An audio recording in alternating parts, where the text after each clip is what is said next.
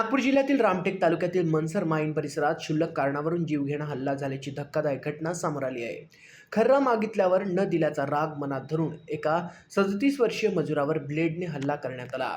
मनसर माईन येथे राहणारे मंगेश मुन्ना इवनाते हे 17 जून रोजी रात्री घराबाहेर बसले असताना परिसरातील कौशिक उर्फ छोटू रवी मडावी याने त्याच्याकडे खर्रा मागितला, मात्र त्यांनी नकार दिल्याने दोघांमध्ये वाद झाला। काही वेळाने आरोपी कौशिक मडावी हा त्याचा मामा राकेश गुलाब वरठी यांच्यासह परत आला। दोघांनी शिवीगाळ करत वाद वाढवला आणि कौशिक मडावी याने स्टील ब्लेडने मंगेश इवनाते यांच्या गळ्यावर, मानेवर व हातावर वार केले। या हल्ल्यात मंगेश इवनाते गंभीर जखमी झाले असून राकेश वरठी यानेही त्यांना मारहाण केल्याचे समोर आले। हल्ल्यानंतर दोन्ही आरोपी घटनास्थळावरून फरार झाले।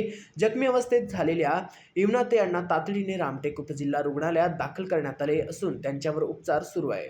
या प्रकरणी रामटेक पोलिसांनी दोन्ही आरोपी विरुद्धात भारतीय न्याय संहिता 2023 अंतर्गत गुन्हा दाखल केला असून पुढील तपास सुरू आहे।